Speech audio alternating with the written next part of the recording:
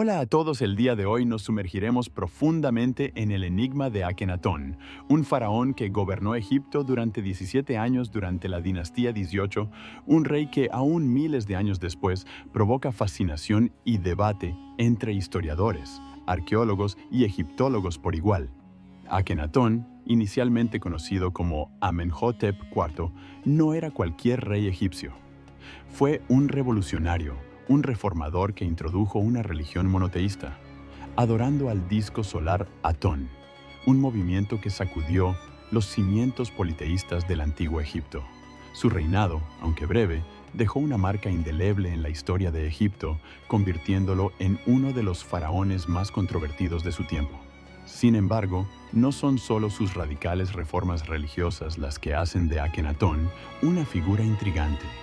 Es el misterio que envuelve su muerte y la ubicación de su último lugar de descanso. A diferencia de muchos de sus contrapartes, cuyas tumbas han sido descubiertas en el Valle de los Reyes, la tumba de Akenatón sigue siendo esquiva.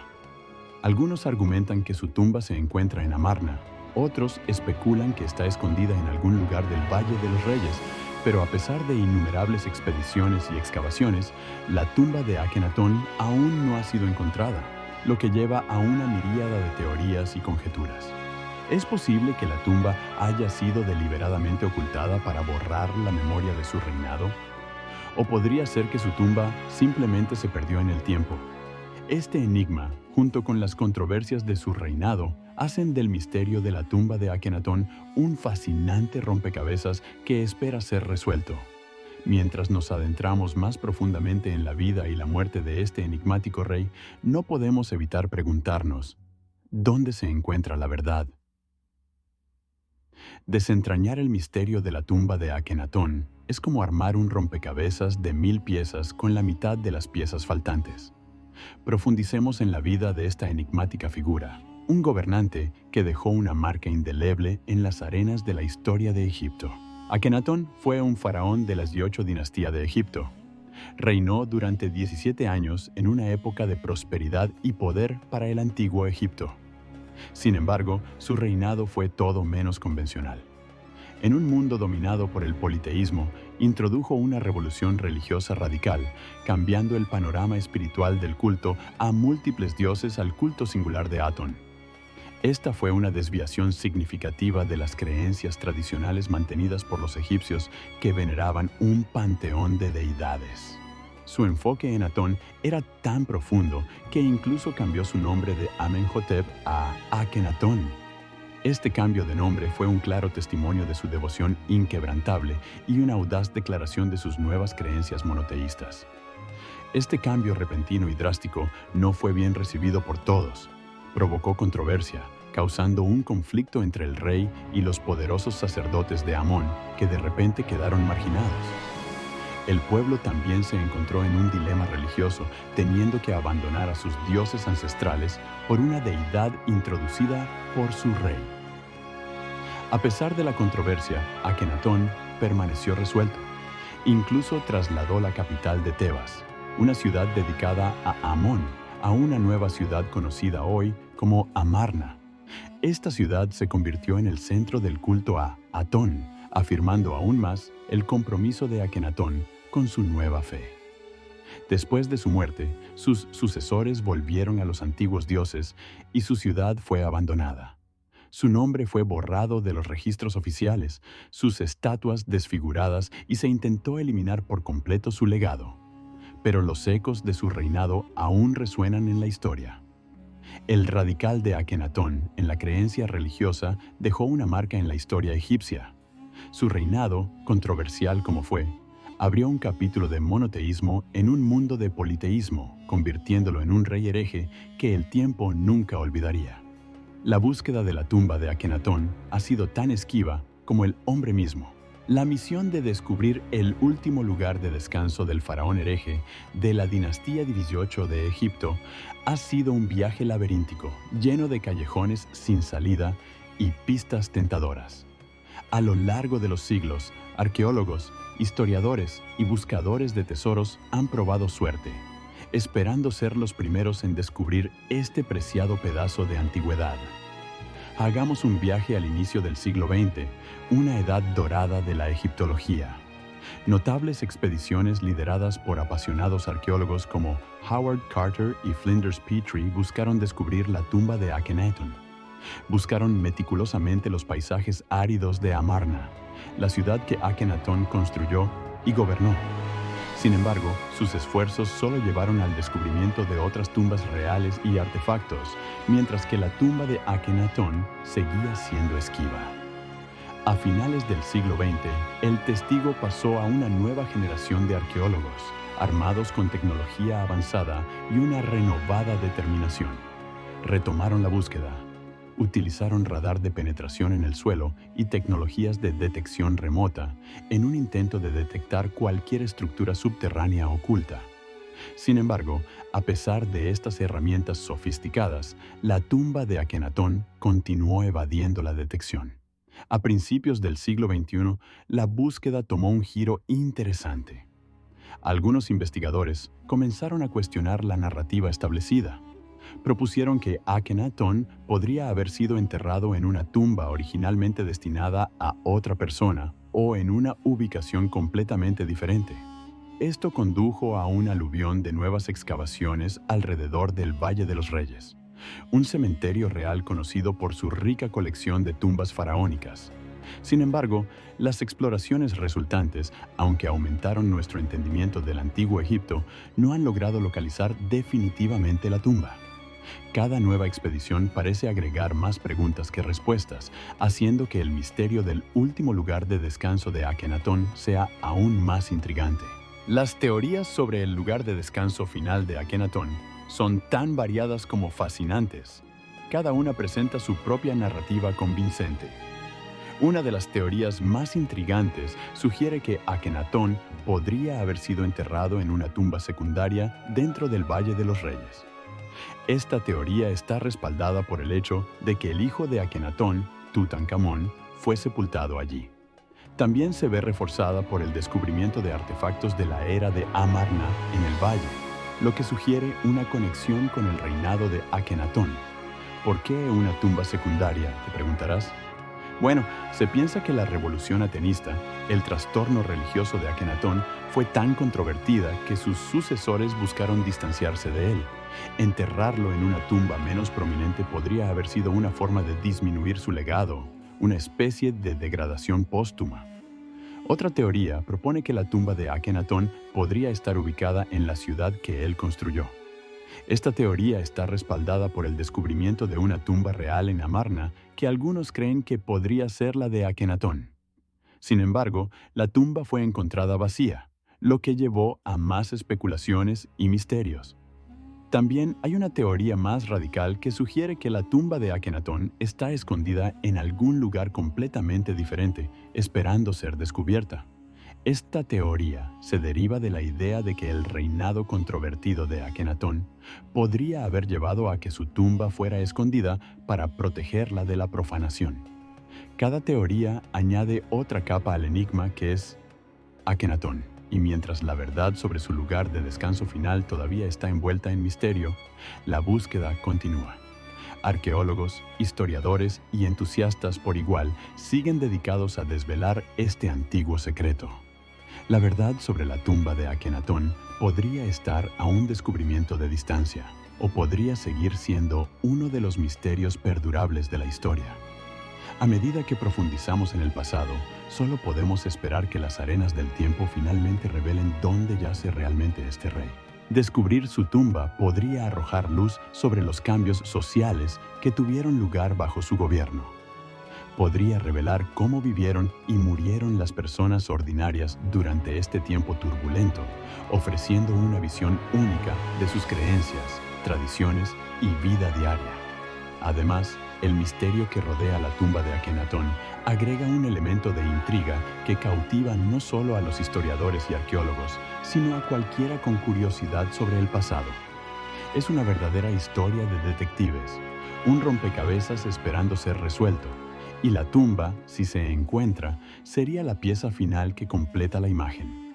El misterio de la tumba de Akenatón es más que un simple rompecabezas arqueológico, es una ventana a un momento crucial en la historia del antiguo Egipto. En la antigua cultura egipcia, las mujeres gozaban de una posición privilegiada y eran objeto de un gran respeto, lo cual queda patente tanto en las evidencias físicas y las inscripciones como en las prácticas religiosas. De hecho, algunas de las deidades más poderosas e importantes del panteón egipcio eran de naturaleza femenina, y en ciertas versiones del mito de la creación, la diosa Neit aparece como la creadora, no el dios Atum. El relato religioso más célebre e influyente en Egipto es la historia de Osiris y cómo su hermana y esposa Isis logra resucitarlo. Aunque con el tiempo, Osiris adquiriría una destacada presencia en numerosas ceremonias religiosas, así como en los símbolos y las creencias de la sociedad egipcia, en realidad es Isis quien ocupa el papel principal en esta narrativa. Osiris desempeña un rol pasivo a lo largo de toda la historia, mientras que Isis viaja fuera del país en busca del cuerpo de su esposo y lo trae de vuelta a la vida. Con el tiempo, el culto a Osiris se transformaría en el culto a Isis, convirtiéndose en la religión más popular en Egipto y posteriormente en el Imperio Romano hasta que fue suprimida por el advenimiento del cristianismo. El caso más emblemático, sin lugar a dudas, es el de Cleopatra, una mujer de origen griego que, sin embargo, mucho antes de su ascenso al trono, otras mujeres egipcias habían ejercido como regentes y, en algunos casos, incluso como monarcas. A lo largo de la historia de Egipto, hubo numerosas reinas, pero algunas se destacaron por sus logros particulares o por su enorme influencia. Otras, en cambio, sobresalieron por gobernar de manera independiente y con autoridad propia. Las ilustres mujeres mencionadas aquí no deben ser consideradas como una minoría insignificante de poderosas figuras femeninas en Egipto, sino como una selección de los reinados que destacaron entre los muchos que no dejaron inscripciones o que los escribas posteriores decidieron obviar. La primera reina que posiblemente gobernó en solitario fue Neith-Hotep en el período arcaico de Egipto. Establecer las fechas exactas de su reinado resulta complicado debido a la falta de detalles sobre su vida. Sin embargo, se sabe que vivió durante la primera época de la primera dinastía. Neith-Hotep fue la esposa del primer rey de Egipto, Narmer, también conocido como Menes. Algunos sugieren que en realidad era la esposa del segundo rey, Hor-Aha, pero estas afirmaciones ignoran la posibilidad de que Hor-Aha y Menes fueran la misma persona. Neith-Hotep está considerada en general como la madre de Hor-Aha y puede que gobernara por derecho propio tras la muerte de Narmer y antes de que Hor-Aha fuera lo suficientemente mayor como para acceder al trono. No queda ningún registro de su gobierno, pero su tumba, encontrada en el siglo XIX, era tan grande que los arqueólogos la clasificaron como la de un rey y creyeron que Neith-Hotep era el sucesor de Narmer o, como mínimo, un rey cuyo nombre quedó excluido de la lista compuesta por Manetón. Otra reina del mismo periodo que puede que también gobernara sola es Mernith, cuyo nombre también aparece en un serj. Era la mujer de Dyer y la madre del rey Den. Mernith gobernó como regente tras la muerte de Dyer cuando Den todavía era pequeño, pero puede que también gobernara como rey, como demuestran los bienes en su tumba. Durante el inicio del Imperio Antiguo de Egipto, la figura prominente de la reina Heteferespinero destacó como esposa del rey Esneferu, quien fue el precursor de la auténtica pirámide en Egipto, y como madre de Keops, constructor de la icónica Gran Pirámide de Giza. No obstante, existen incertidumbres en cuanto a los detalles de su reinado y su ascenso al poder. Cabe la posibilidad de que fuera hija de Huni, el último monarca de la tercera dinastía, lo que habría favorecido una suave transición entre ambas dinastías. Nitocris se distingue como una de las reinas más controvertidas durante el Imperio Antiguo, debido a un persistente debate entre los especialistas acerca de su existencia real. Manetón, autor del listado de reyes, hace mención de ella, al igual que los registros de reyes de Turín y Abidos. Además, Eratóstenes de Cirene la incluye en su lista de monarcas egipcios. Sin embargo, no se ha descubierto ninguna inscripción ni monumento que lleve su nombre, y la historia egipcia carece de referencias posteriores a su persona. No se han encontrado fuentes de la antigüedad para corroborar lo que dice Heródoto, y al no haber ningún registro egipcio sobre dicha reina, los expertos concluyeron que era un mito o el resultado de un error ortográfico de la antigüedad. El egiptólogo Percy E. Newberry, en 1943, defendió su autenticidad, pero la mayoría de egiptólogos siguieron considerándola un mito hasta hace poco. A pesar de que el debate continúa, Nitocris está más aceptada hoy en día como la primera reina gobernante de Egipto. El primer periodo intermedio de Egipto fue una época caracterizada por la debilidad del gobierno central tras la caída del Imperio Antiguo. Los registros históricos de este periodo, incluyendo los relativos a los monarcas, son a menudo confusos y solo se estabilizan en el Imperio Medio. Durante este último, que comenzó con la dinastía Onsi, encabezada por el príncipe tebano Mentuhotep II, se logró unificar el país, razón por la cual se aclama a Mentuhotep II como un segundo Menes. De este modo, esta dinastía sentó las bases para la siguiente, considerada uno de los periodos más destacados de la historia de Egipto. La siguiente, por su parte, se hizo célebre tanto por su rica literatura como por su arte y sus monumentos inspiradores. Además, las campañas militares emprendidas durante este periodo contribuyeron al establecimiento de una sociedad próspera y estable. Por tanto, este periodo queda marcado por varios logros significativos. De igual manera, destaca la figura de su última monarca, la reina Sobekneferu, quien se convirtió en la primera mujer conocida en gobernar Egipto desde Nitocris. A diferencia de la primera faraón, Hatshepsut, Sobekneferu gobernó vistiendo atuendos femeninos, lo que añade un carácter único e histórico a su reinado. Este aspecto de su reinado es especialmente interesante porque no hizo ningún esfuerzo por seguir con la tradición de tener un hombre en el trono, y no hay indicios de que hubiera ninguna resistencia a que gobernara o a que lo hiciera como mujer. Sobekneferu construyó el templo de Sobek en la ciudad de Crocodilópolis, o fundó la propia ciudad al sur de Hawara, además de encargar otros proyectos de construcción siguiendo la tradición de los grandes monarcas anteriores. Murió sin un heredero, y el gobierno pasó a Sobek-hotep I, que dio comienzo a la dinastía 13. Esto permitió que un pueblo extranjero, los Hyksos, consiguieran poder en el Bajo Egipto y finalmente gobernaran una gran parte desde el delta hacia el sur. Esta época se conoce como el segundo periodo intermedio de Egipto, en la que el gobierno central fue otra vez débil y los Hyksos ocuparon las regiones del norte, mientras que los nubios expandieron su control del sur. Tebas se encontraba entre estos dos. El príncipe tebano Ahmose I expulsó a los Hyksos y los nubios de Egipto y reunificó el país bajo su gobierno, dando comienzo al periodo conocido como el Imperio Nuevo. Los registros del segundo periodo intermedio, al igual que con el final del Imperio Antiguo y el primer periodo intermedio, durante el periodo del Imperio Nuevo de Egipto, surgieron ejemplos de mujeres ocupando roles de poder desde los inicios. La reina Ahotep aplacó una rebelión liderada por partidarios de los Hyksos. Es importante destacar que Ahotep ostentaba el título honorífico de esposa del dios, una posición que había adquirido importancia ceremonial desde el periodo del Imperio Medio. Este destacado estatus fue transmitido posteriormente a la esposa de Ahmose Pintar, Ahmose Nefertari, bajo cuyo liderazgo tal puesto se convirtió en una de las posiciones políticas y religiosas más influyentes del país. La esposa del dios, de hecho, ostentaba un rol equiparable al del sumo sacerdote, teniendo el privilegio de ingresar al santuario interior del dios, realizar sacrificios y participar en las procesiones sagradas. Además, se le otorgaban tierras exentas de impuestos, oro, plata, sirvientes y las ofrendas destinadas al templo.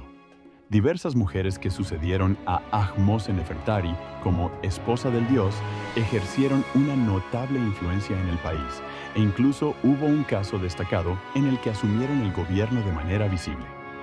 Hatshepsut está entre los personajes más poderosos y exitosos de la historia de Egipto.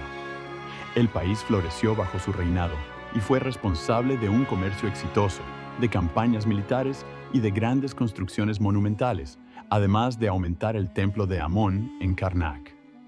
A diferencia de Sobekneferu, Hatshepsut optó por gobernar como un hombre y se la representó de manera consistente como tal durante la mayor parte de su reinado, aunque las razones detrás de esta elección no se conocen. Tras su fallecimiento, sus monumentos fueron destruidos y sus inscripciones se borraron. La motivación detrás de este acto también es incierta, pero se cree que se realizó para evitar que futuras mujeres asumieran el cargo de faraón. Ti, esposa de Amenhotep III, fue una mujer de gran influencia en la corte. Aunque no gobernó directamente como un hombre, sin duda alguna ejercía una gran autoridad. Ti asistía con frecuencia a su marido en asuntos de Estado, se reunía con diplomáticos y mantenía su propia correspondencia con otros líderes extranjeros. No solo era una figura imponente en la corte de Amenhotep, sino que también continuó ejerciendo su influencia sobre su hijo Akenatón, quien tuvo un impacto significativo en la historia de Egipto. Akenatón, conocido como el rey hereje, desestimó las prácticas religiosas tradicionales de Egipto y clausuró los templos al imponer la adoración de un único dios, Atón.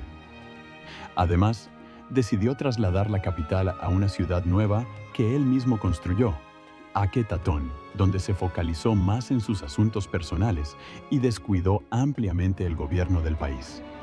Puede que esta decisión no haya surgido de un auténtico fervor religioso, sino como un medio para frenar el poder y la influencia de los sacerdotes de Amón, quienes durante mucho tiempo representaron una constante amenaza al trono desde los tiempos del Imperio Antiguo. Una vez que Akenatón trasladó la capital a su propia ciudad privada, Nefertiti asumió las responsabilidades de su esposo. Su participación en asuntos estatales se evidencia en la cantidad de cartas que envió a dignatarios extranjeros. La imagen de Nefertiti es una de las más célebres del antiguo Egipto, gracias al famoso busto creado por el escultor Thutmose, actualmente exhibido en el Museo Egipcio de Berlín. La época conocida como el tercer periodo intermedio de Egipto a menudo se suele caracterizar como la desalentadora disolución de la cultura egipcia, principalmente porque no hay una época de esplendor de un Egipto unido bajo un robusto gobierno central que venga después. Sin embargo, el periodo no fue tan caótico y sombrío como muchos expertos lo han presentado, y hubo varias mujeres que tuvieron un poder importante en esta época. Entre las más impresionantes se encuentra la esposa del dios e hija del rey Kashta, Amenírdis-Plemr. Amenírdis controlaba Tebas gracias a su posición como esposa del dios y en la práctica gobernaba el Alto Egipto. Tenía tanto poder que pudo estabilizar el país para su hermano Shabaka durante las campañas de este en el Bajo Egipto para reunificar el país. La invasión persa marcó el fin del título de esposa del dios, y no se encontraron registros de otras monarcas o mujeres influyentes en el gobierno hasta la dinastía ptolemaica y el reinado de Cleopatra.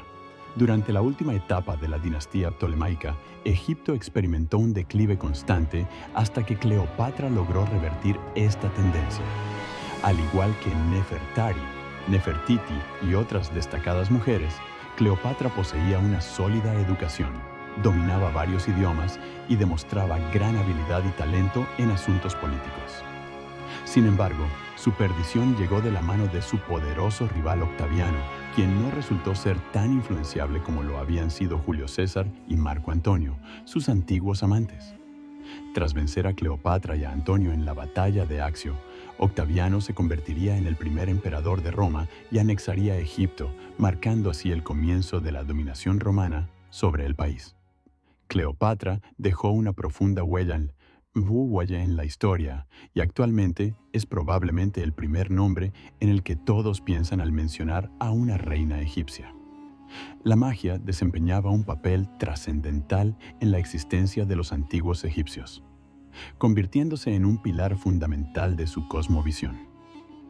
Según los textos de los sarcófagos, el dios Heka reivindicaba su existencia anterior a la de los propios dioses, erigiéndose como la divinidad de la magia y la fuente creadora de energía que permitía el acto creativo. Este poderoso dios, omnipresente y eterno, sentaba las bases de cada aspecto de la vida del pueblo egipcio. Lo que en la actualidad podríamos considerar como fuerzas sobrenaturales, para ellos era asumido como algo completamente natural. Las apariciones regulares y previsibles de dioses y diosas eran un acontecimiento habitual en la vida de los egipcios.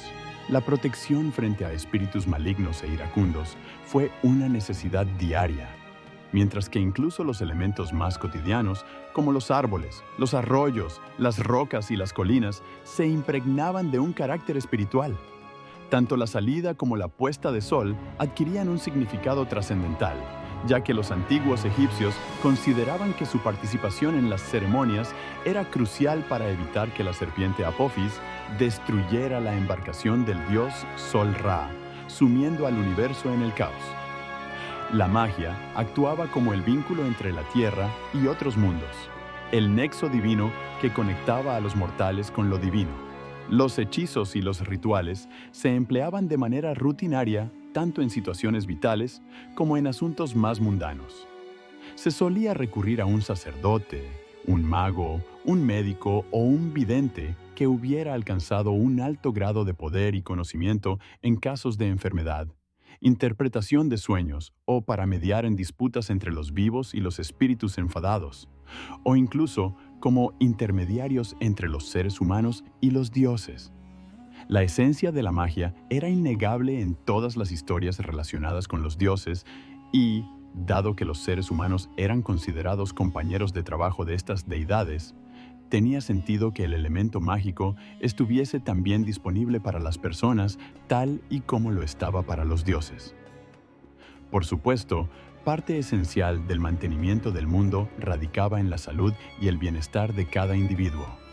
Aunque los dioses siempre estaban atentos y era evidente que tenían grandes responsabilidades, los seres humanos debían hacer su parte y prestarles atención regularmente para satisfacer sus necesidades y protegerse a sí mismos. Por ende, era común utilizar hechizos mágicos, amuletos, estatuas del hogar y encantamientos para alejar a los espíritus malignos o fantasmas y mantener el hogar seguro. Aunque Bes, Tawert, Horus y muchas otras deidades ofrecían protección, cada uno de los dioses y diosas poseía su propia esfera de experiencia. Si alguien buscaba ayuda en el amor, convocaba a Hathor. Para obtener sabiduría, se consultaba a Neit. Tot, por su parte, brindaba asistencia en escritura.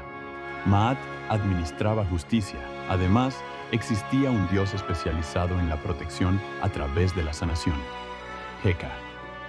Heka no solo era reconocido como el dios de la magia, sino también como el dios de la medicina.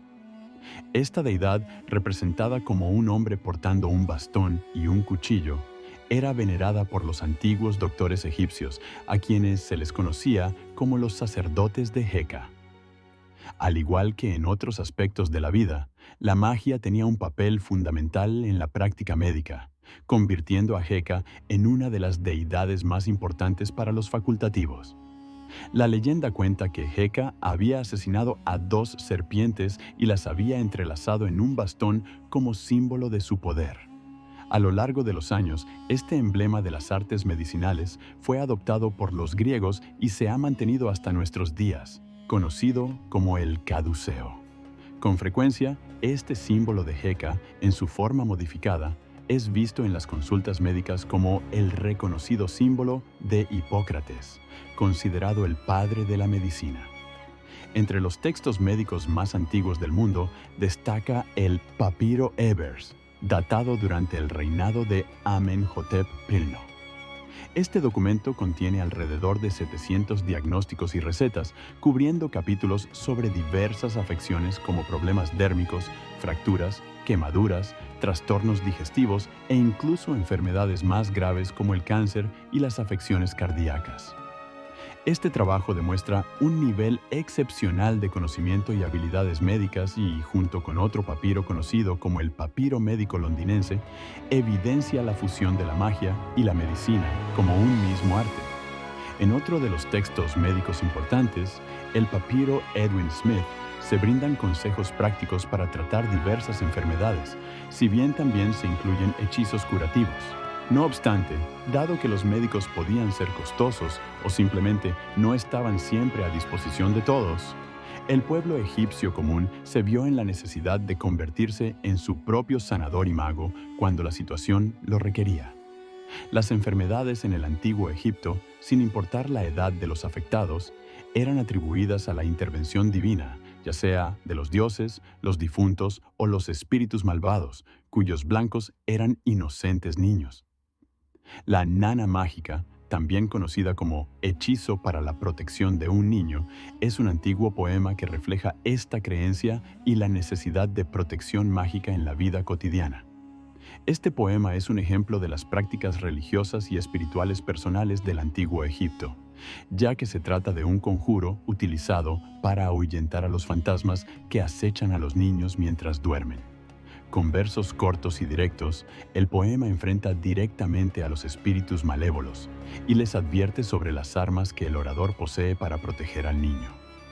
Estos versos en sí mismos funcionan como un arma que asusta al fantasma y lo aleja del niño, pero también se mencionan diferentes alimentos y especias que sirven como poderosas defensas. La nana mágica era una dulce canción cantada por las madres del antiguo Egipto junto a las camas de sus hijos. El propósito de esta nana era comunicar a los espíritus malignos y fantasmas que no eran bienvenidos y que no debían hacer daño.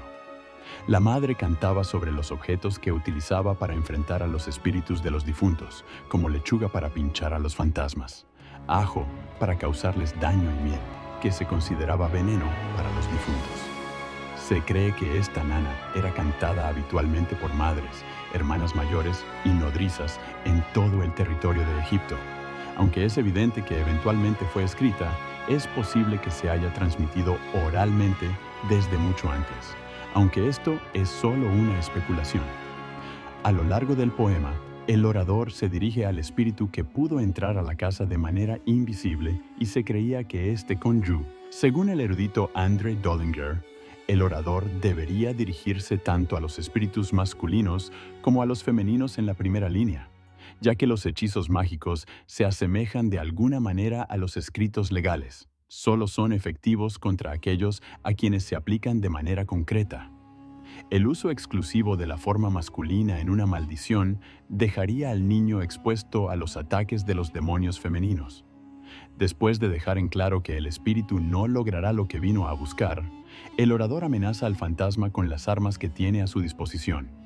La mención de los alimentos sugiere a algunos estudiosos que se podría haber alimentado al niño con lechuga, cebollas y miel junto con algo de pescado como medida preventiva contra la posesión. La referencia a la miel como dulce para los vivos pero amarga para los difuntos es uno de los versos que los estudiosos destacan al interpretar la canción como una defensa contra fantasmas y no contra espíritus malignos. Durante ciertos periodos de la historia egipcia, la miel se consideraba amarga después de la muerte. La línea sobre el pescado se interpreta de la misma manera. Los egipcios, especialmente los de clases más bajas, solían consumir pescado con frecuencia, pero descartaban las vísceras por considerarlas desagradables. Se creía que los difuntos sentían lo mismo. La conclusión de Brister de que la canción en realidad relata una receta que el niño consumía tiene una lógica coherente. No obstante, también se ha sugerido que estos ingredientes podrían haberse mezclado en una pasta para aplicar en las puertas y ventanas. Sin embargo, independientemente de si se utilizaba o no esta pasta, quizás el simple hecho de cantar la canción era suficiente para ahuyentar a los fantasmas y mantener al niño a salvo. La popularidad de estos hechizos es un testimonio de la creencia en su importancia y la relación vital que las personas tenían con el mundo invisible. Los antiguos egipcios creían en un universo vibrante con posibilidades sobrenaturales. Desde las inscripciones en tumbas hasta las cartas, estelas, literatura y los ejemplos más obvios de encantamientos y hechizos, está claro que ellos percibían el mundo como repleto de fuerzas espirituales de un poder inmenso. A pesar de la existencia de figuras autoritarias como los sacerdotes y los videntes que podían aconsejarles sobre cómo navegar por este mundo, también reconocían que debían asumir la responsabilidad de sus propias vidas, de las vidas de la comunidad y del mantenimiento del orden y el equilibrio en el universo.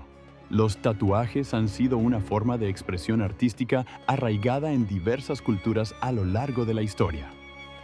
Un ejemplo impresionante es el descubrimiento de uno de los primeros diseños, posiblemente el más antiguo, en los restos congelados del hombre conocido como Ötzi, también conocido como el hombre de hielo. Estos restos, encontrados en un glaciar en la frontera entre Austria e Italia en el año 1991, revelaron un total de 61 tatuajes que abarcaban desde la parte baja de sus piernas hasta la parte alta de su espalda, torso y muñeca izquierda. Aunque el propósito exacto de estos tatuajes ha sido interpretado como una forma terapéutica para aliviar condiciones de salud, también existen otras posibles finalidades. El origen de la palabra tatuaje puede rastrearse hasta el polinesio ta, que significa golpe, y evolucionó hasta la palabra tahitiana tatau, que se traduce como marcar algo. En tiempos modernos, los tatuajes se han asociado principalmente con la cultura polinesia.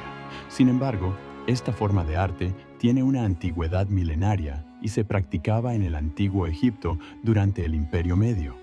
En antiguas culturas como la griega y la romana, los tatuajes desempeñaban varios roles. Manifestaban devoción hacia una deidad, representaban una marca simbólica de servidumbre, señalaban una profesión específica o buscaban propiciar la fertilidad y recibir protección divina. Es importante destacar que tanto hombres como mujeres de estas culturas se sometían a este arte corporal. En contraste, en Egipto, los tatuajes parecen haber sido utilizados únicamente por mujeres, aunque posiblemente por razones similares. Una momia egipcia ha sido descubierta recientemente, revelando una vasta colección de tatuajes adornados con símbolos sagrados. Estos tatuajes, que datan de hace más de 3000 años, presumiblemente fueron utilizados para resaltar los poderes religiosos de la mujer que los llevaba. Este descubrimiento representa los primeros tatuajes reales encontrados en una momia del Egipto dinástico, siendo notables por su representación de objetos concretos, tales como flor de loto en las caderas, vacas en el brazo y babuinos en el cuello.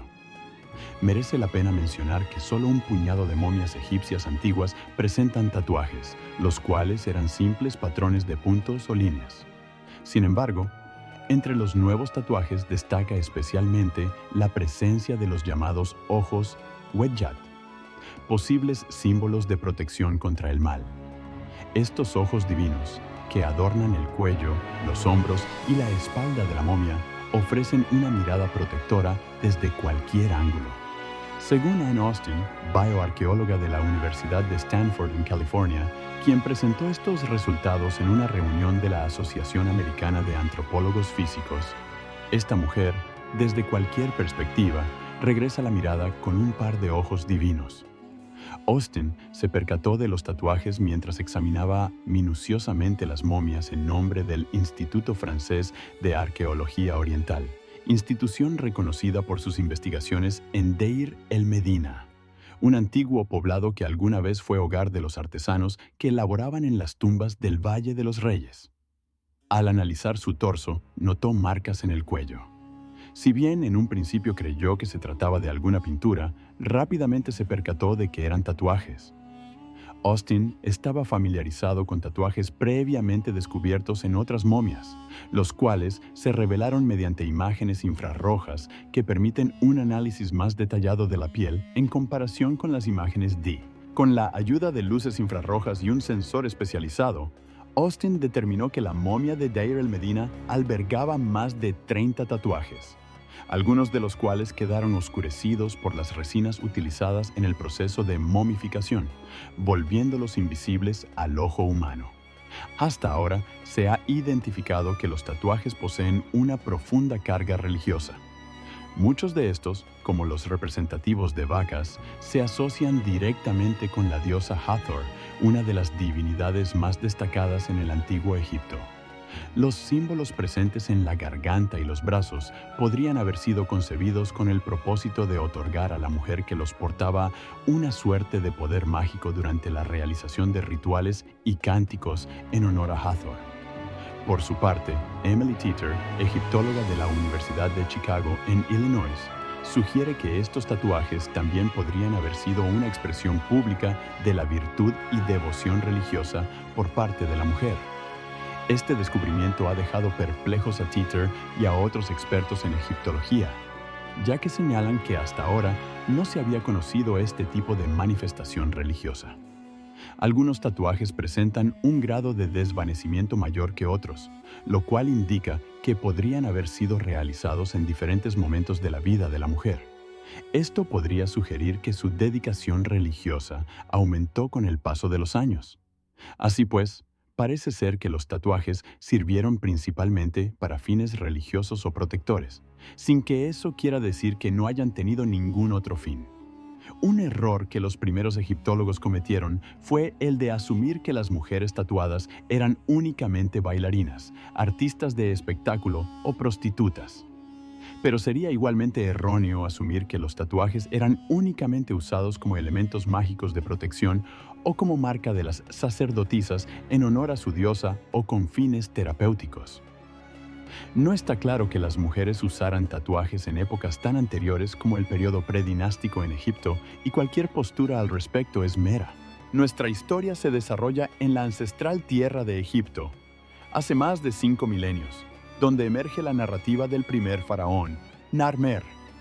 Surgido en un mundo impregnado de arraigadas tradiciones y creencias divinas, el advenimiento de Narmer se envuelve en un halo de misterio.